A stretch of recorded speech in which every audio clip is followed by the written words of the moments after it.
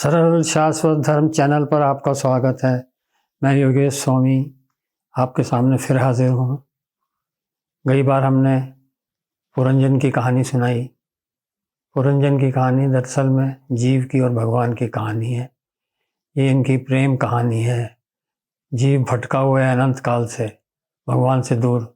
उधर भगवान इंतज़ार कर रहे हैं और इधर ये बेवकूफ़ों की तरह गोल गोल घूम रहा है चौरासी में।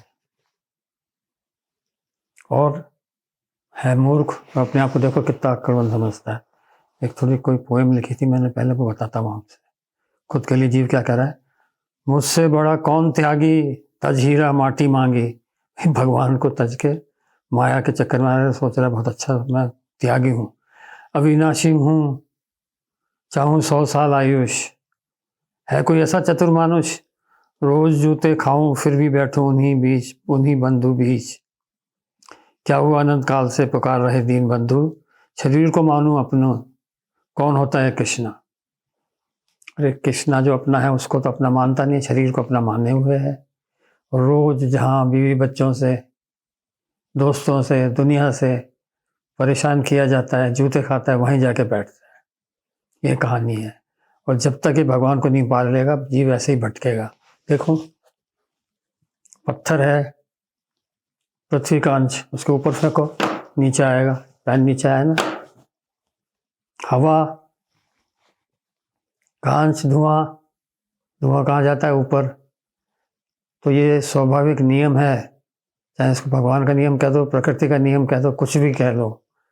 हर कोई अंश अपने अंशी की तरफ जाता है। तो जब तक हम अपने अंश भगवान कृष्ण से नहीं मिल लेंगे, उसके लिए हम प्रयास करते ही रहेंगे, करते ही रहेंगे।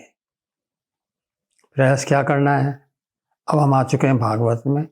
और भागवत में जब श्री कृष्ण लीला समेट के जा रहे थे तो सब भक्त बहुत दुखी हुए, सब कलियुग है और आप जा रहे हैं, अब क्या होगा। तो उन्होंने कहा चिंता मत करो, मैं भागवत के अंदर बैठ गया हूँ।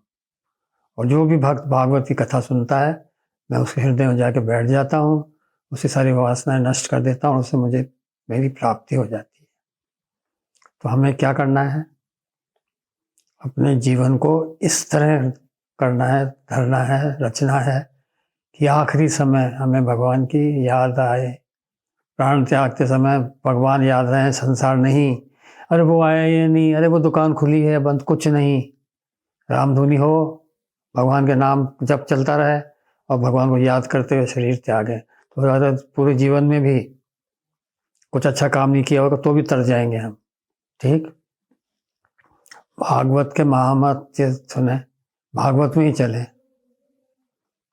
गोकर्ण जी थे, बहुत बड़े ब्राह्मण थे, अच्छे पंडित थे। उनका भाई था धुंधिकारी। आप सब जानते हो गोकर्ण की पूरी कहानी, इसलिए डिटेल्स में नहीं जाऊंगा। तो धुंधिकारी भूत बन गया था, उसका कहीं गति नहीं हुई। गया जी कराया तो वहां भी नहीं हुई उसकी गति। अब आप ये मत समझना गया जी कराने से गति नहीं होती, होती है। और वो इतना ज़्यादा पापी था कि उसको पर्टिकुलर स्थान जहाँ पर ले जाया जाता है वहां तक नहीं जाने दिया उसको। दूतों ने कहा कि तू ज़्यादा बदमाश है तो नहीं आने देंगे तुझे। तो ऐसे की भी गति भागवत जी से हुई। कैसे हुई, गोकर्ण जी ने पूरे गांव को सप्ताह विधि से कथा सुनाई भागवत की। भागवत की कथा सुन के सबके सामने ही गोकर्ण विमान में बैठ के वैकुंठ गया। वो तो चला गया, बाकी लोग बोले भाई साहब हमने भी कथा सुनी, हम क्यों नहीं गए। तो उसका उत्तर दिया, उसका उत्तर भी यही है, भागवत से पढ़ के सुनाता हूँ। इस फल भेद का कारण मतलब एक तो गया, अरे आप सब रह गए। श्रवण भेद ही है, यह ठीक है, श्रवण तो सबने समान रूप से ही किया, किंतु इसने जैसा मनन किसी ने नहीं किया। इसने श्रवण भी किया, उसके बाद खूब मनन और निधि ध्यासन किया, इसलिए यह चला गया बैकुंठ और तुम सब रह गए। फिर आगे और बताया है, अगर संदेह हो मंत्र का और चित्रदूत भटकता रहे तो जब का कोई फल नहीं मिलता है। वैष्णवहीन अपात्र को कराया हुआ श्राद्ध भोजन बेकार, अश्रोत्रियों को दिया गया दान बेकार, ये सब नाश हो जाते हैं। तो अब जो मैं आपको सुनाने जा रहा हूँ सब चीज़ पूरे ध्यान से सुनेंगे अपन, तभी जाके अपनी भागवत से पूरा फल प्राप्त कर सकेंगे। फिर बाद में फिर कथा हुई। अब सबने ये जो बात मान के अच्छी तरह निधि ध्यासन किया, मनन किया, खूब प्रेम से कथा सुनी पूरे विश्वास के साथ। फिर पूरा गांव का गांव तो क्या, गांव के कुत्ते जानवर सब चले गए वैकुंठ। ये है भागवत का फल। अब मैं आपको थोड़ी देर बाद महामंत्र बताऊंगा। यह महामंत्र कली संतारण उपनिषद में मिलेगा। ब्रह्मा जी ने इसे नारद जी को बताया है। नारद जी को चिंता थी कि कलियुग में भगवान की प्राप्ति कैसे होगी। कलियुग का व्यक्ति हमारे जैसे ना तो प्रखर बुद्धि वाला होगा, ना ही उसकी आयु ज़्यादा होगी, तो क्या करेगा बेचारा। और फिर एटमॉस्फेयर भी ऐसा ही होगा कि भगवान की तरफ, भक्ति की तरफ ध्यान जाएगा ही कम। इसलिए उन्होंने मंत्र दिया। मंत्र आप सब जानते हैं, 16 अक्षरों का है। इसे महामंत्र कहा है और इससे कली संतरण उपनिषद में मिलता है। कहीं कहीं जगह कृष्ण का नाम पहले आता है, कहीं कहीं जगह राम का, दोनों ही चलेंगे। ये नहीं तो इसकी जगह छोटा सा मंत्र भी चल सकता है, राम कृष्ण हरि। महामंत्र है हरे राम राम राम हरे हरे, हरे कृष्ण कृष्ण कृष्ण हरे हरे। कई जगह इसको ऐसा बोल देते थे, हरे कृष्ण कृष्ण कृष्ण हरे हरे, हरे राम राम राम हरे हरे। कैसे ही बोलो एक ही बात है। कई संप्रदाय में इसको ऐसे बोलते हैं, राम कृष्ण हरि। ठीक है, अब चलें वापस भागवत में। भागवत से ही अपना भगवान की प्राप्ति होगी। तो एक तो जीवन का ध्येय बना लीजिए, कहीं पर एक लिख के रख लीजिए, मुझे इसी जन्म में भगवत प्राप्ति करनी है, और फिर उसमें लग जाइए। जो मैंने पहले बताया ना आपको, सबसे बड़ा धर्म, सबसे सरल धर्म, श्रेष्ठ धर्म कृष्ण का धर्म। हर जगह कृष्ण को देखें, भागवत पढ़ें, नाम जप करें। भागवत तो आपको पहुंचाएगा ही भगवान के पास। जैसे भगवान के याद करने का सबसे अच्छा क्या साधन है, भगवान की लीलाओं को याद कर लो, उनके धाम को याद कर लो, उनके परिकरों को ध्यान कर लो, उनके भक्तों की कथा सुन लो, एक दूसरे को सुना दो।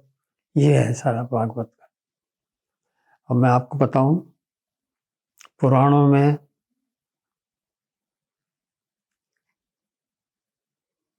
भारत के उस समय का भूगोल भी बताया हुआ है।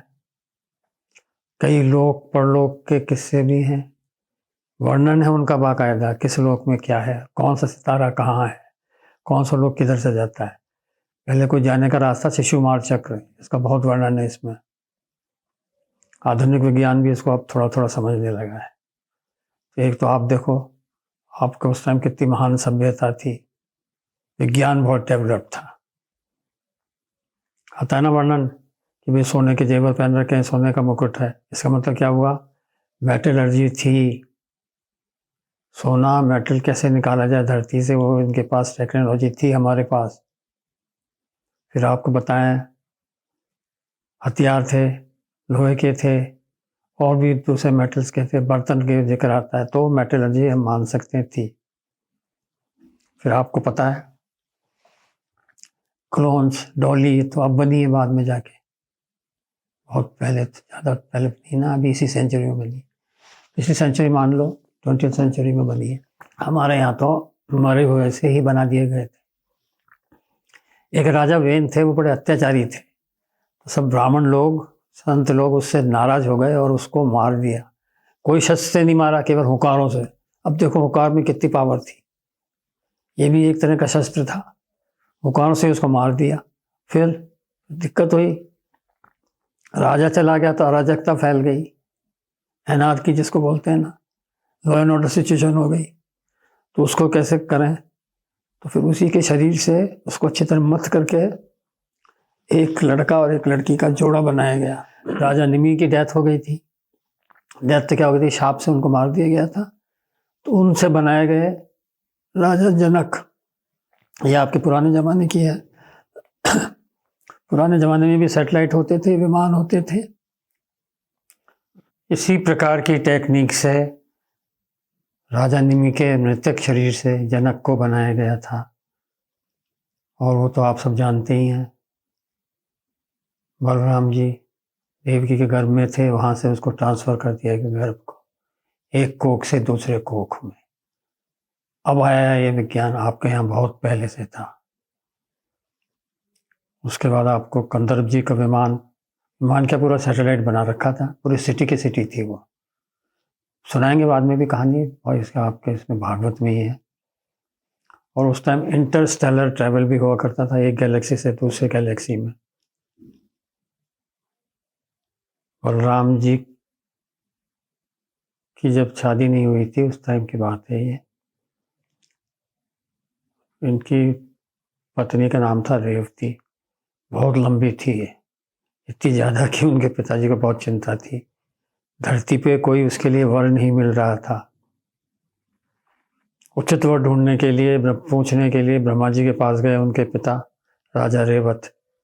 ब्रह्मा जी ने बताया कि भाई बलराम जी बचे हैं, अभी सब खत्म हो चुके हैं, तुम यहाँ मेरे से बात कर रहे हो, यहाँ मेरे यहाँ तो ये घड़ी बीती है, तुम्हारे यहाँ 108 युग चले गए, 27 चतुर्युग के बीच चुके, अभी जल्दी करो तो बलराम मिल जाएगा। फिर जाके बलराम जी से शादी करी, फट के आए। तो टाइम ट्रेवल था उस टाइम। टाइम ट्रेवल कहोगे क्या कहोगे, एक लोग से दूसरे लोग जाना तो था ही। और टाइम का हमारे विद्वान लोग उस समय के जानते थे कि टाइम क्या होता है, कम होता है, ज़्यादा होता है।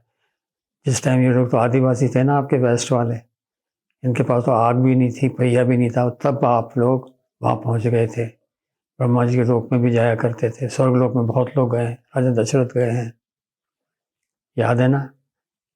ऐसे बहुत से राजा जाते थे, स्वर्ग में जाते थे, आते थे। अर्जुन की बात बहुत फेमस है, वहाँ से अप्सराएं आया करती थी, अप्सरा उर्वशी वगैरह, ये सब बातें हैं। और